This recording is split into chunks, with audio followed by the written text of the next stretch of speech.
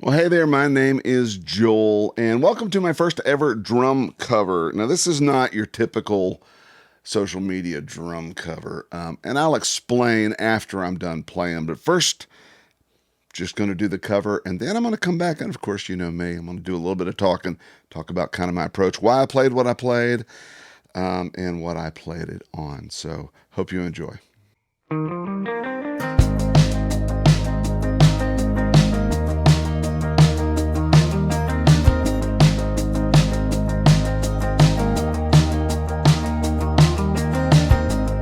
You're always calling me mom in the dead of night, with a temper you got from your father. By the time that you're feeling tired, you're covered in morning, covered up. Salt's on the road from the morning clouds. Still you find that you're spinning out, giving the mirror a dressing down. It never shows you what you want. I hope you're wearing your welcome out under the veil you hang cloud. Hope you're taking it light on yourself, sleeping better. I hope you're wetting your appetite, finding your way in someone's eyes. Hope you're dreaming in black and white, seeing in color under the cover of light. Under the cover of light.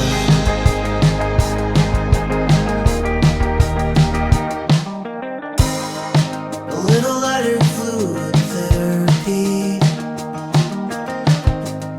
and you found yourself going overseas, seeing the world in ADHD, and it never shows you what you want. I hope you're wearing your welcome out under the veil you hang cloud. Hope you're taking it light on yourself, sleeping better. I hope you're wetting your appetite, finding your way in someone's eyes. Hope you're dreaming in black and white, seeing in color under the cover of light. Under the cover of light.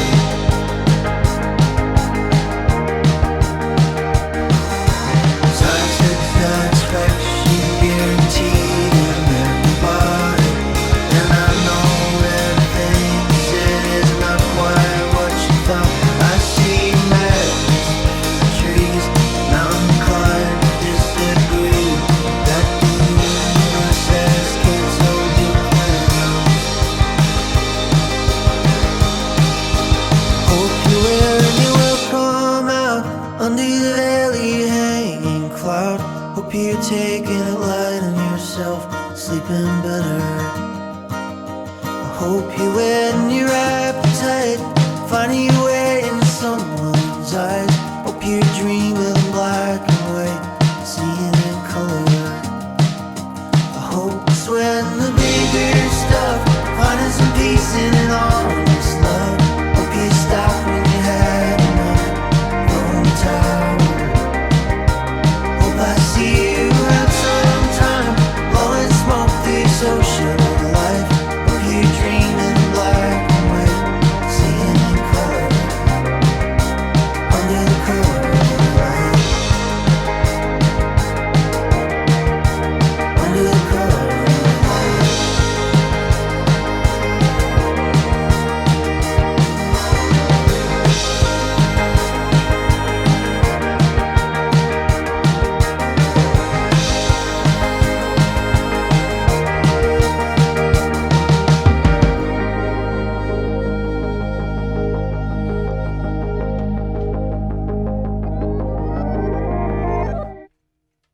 Okay, so impressive, no? It's an odd choice for a drum cover, I know, because typically social media drum covers are like impressive with chops and things like that. And people get real excited about stuff that maybe they'll never ever learn to be able to do themselves. And instead of doing that, and I will do drum covers in the future that are just, just me playing songs that I like to play. But I wanted to start with something that was a little bit more mundane, but also offered the opportunity to be able to kind of discuss what drummers really are required to do to get gigs, basically. And I mean, I've been playing for, close to 50 years now, and have spent most of my adult life playing gigs, either in sessions or live or whatever. And quite honestly, particularly when it comes to sessions, I mean, live, oftentimes you're doing cover things, or you're reading charts, maybe, depending upon what kind of music that you're doing. But if you want to be doing original music and you want to be a session player, you need to really be able to serve the song. And sometimes that means leaving your chops at home and just kind of coming in and grooving a little bit. So I wanted to do something that was a little bit more along the lines of that. And this particular artist, his name is Ken Yates. He's a Canadian kind of folk pop artist. I say folk pop because his last couple of records have been a little bit more like what you just heard. This is off of his latest album, which is called Total Cinema, and the song's called Under the Cover of Light. And I just basically took the song and just ripped the drums off of it, with AI, and then put my own drums on it. And so for that reason, I more or less took the direction of the drummer, of the original production. I didn't vary much at all from that roadmap, but I thought it would be really worth explaining. And I did do something rather different, and that is the way that I played the hi-hat. If you go and listen to the original song, well, first of all, the drum sounds on the original, it's very Singer-Songwriter, so it's really kind of lo-fi, really loose tuning, kind of flappy, not a real high fidelity type of drum sound. Definitely more of like a beatbox type of thing, or just serving the rhythm, but not really trying to say, hey, check out these drums, definitely subordinate to the tune. Me, I wanted something a little bit more drum-like, a little, still dark, still muted, something that still fit the texture of the song, but maybe the way I would sort of interpret it if the producer of the song would allow me. This is more or less the approach that I would take. And I was inspired to do that song because I've been messing with this kit the last couple of months, I guess I've been messing with this kit and really enjoying it. And it's the combo kit from a couple of videos ago. And I also used it in the hi-hat, matching video, my previous video. But I thought the song would be a pretty good use of this drum kit. So that's another reason why I chose it. So let's just talk real quick about what I did. Basically, like I say, I used the roadmap of the original tune. But one significant change that I made was just the way that I played the hi-hat. I'm pretty sure that the original drummer was I'm pretty sure he had the snares on. Ah, there we go. That's kind of what listening to the tune, that's pretty much, it seems like what he's doing. Maybe playing a little bit more, getting a softer sound instead of a tick, tick, tick. To me, it just felt like it's a shaker's role. Playing a hi-hat, but kind of filling the role of a shaker, particularly at the beginning when it's not full band. There's no bass. The kick is only doing a little punch, kind of every other phrase, just a little push. And other than that, you just have a backbeat and a shaker. And that felt to me more like a shaker, because you have the softness of the foot close sound doing the downbeats, basically. And the upbeats, shaker, you have the stuff inside's going forward and then back and forward and back. And usually it's not going shh. It's usually going one's more and one's. Did you get the difference? Anyway, one's a little bit fluffier than the other, longer than the other, whatever. They're different. And I wanted this to be different. And I didn't want to be like going, and trying to figure out how to play it and make it obviously different, when I could just do the foot close sound, which is a soft kind of sound. And then in between, just use the tip of the stick to kind of get that crisp in between sound. So the shaker and a backbeat, basically, with a kick every once in a while. So that was my general approach. Then when the whole band kicks in and we're off to the races, I did want to elevate it more, not only with the kick, but also by going. And I could have gone to one hand, you know, and that, what is going on here? My hand is slipping. Is my placement weird? Anyway, so I could have done that. I think it's because it's so flat. Usually I have my hi-hats up higher, and actually they are usually a little bit closer. But this is the way I had it set up to play this song. So yeah, it's not quite set up to do this, actually move the hi-hat stand. That's another story. I'm not going to get all into that. But, and I could have, like I said, gone to that for the, and had more of a normal type of thing. But I kind of like the feel that it gives me as a player and how it kind of allowed me to sort of settle into the groove of the song, because something that's interesting when you come back after the fact to put drums on an otherwise existing tune where everything's already been recording and now you're adding drums after the fact, that's kind of putting the cart before the horse, because typically you would put the drums as part of the primary rhythm section down first. Everyone would then, if it's an overdub situation, if you're not tracking everything live, you would then overdub all the stuff to the rhythm tracks, and it would all hopefully then stack and lock in together and sound really nice. And I'm guessing that's probably what they did when they recorded this song. But since I came back and used AI to take the drums off, I'm playing with something that's pre-recorded, and they are not obviously going to adjust anything that they've already recorded to me. I have to adjust to them. And that's sometimes a tall task for a drummer.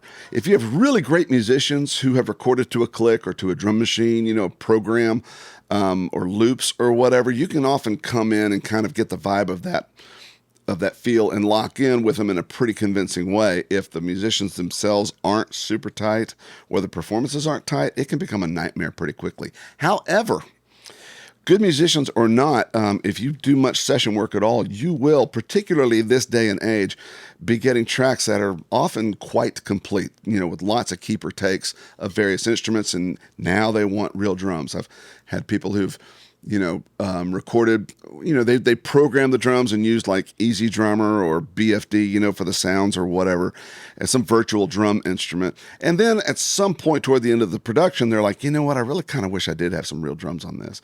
Different sounds, different type of playing, something. And I've had many people call me up, hey, dude, could you put drums on this? And it's basically done, and I got to put drums on it after the fact. So it becomes very key to be able to really hear into the mix, into what other people are playing, and be able to lock in with them. Kind of close your eyes. And I think I probably did close my eyes a lot. I often close my eyes a lot when I'm doing this type of thing. If I'm playing with people, it's usually eye contact and, you know, lots of, you know, nonverbal communication. But if it's this type of thing, I'm often closing my eyes and just kind of just really listening to it because I want it to lock in. Enough of that. A difficult thing to do, a great thing to practice, a great skill to have if you want to get hired for sessions, because if you can't lock in, people aren't going to call you back, unfortunately. So, to me, it was easier and it felt more like the tune to be able to just alternate.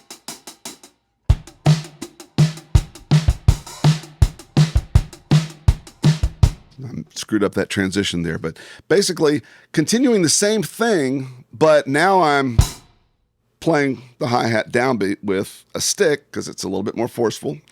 But if I'm alternating, there's a hit in there when I hit the snare drum where the hi-hat's not being played. So I'm still doing that one with my foot. So it still's kind of doing the shaker sort of thing all the way through. Other than that, the approach to the song is fairly straightforward. The verses are chill. The bass drum is first just a push, first half of the verse or first verse or whatever, half of the song before the first chorus, where it's just going 3, 4, and it's just doing that one little push. The second half, it adds a downbeat, so it goes 1, 2, 3. Boom, and then it's a downbeat. So it's a push and a downbeat and a push and a downbeat. So it's being played twice as much. It's getting busy, folks. And then, of course, when the chorus kicks in, the bass comes in, and we're off to the races.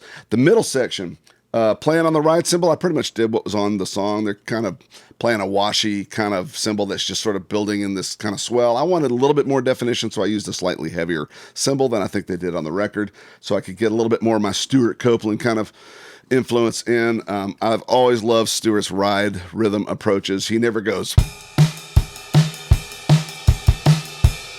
For him, it's always...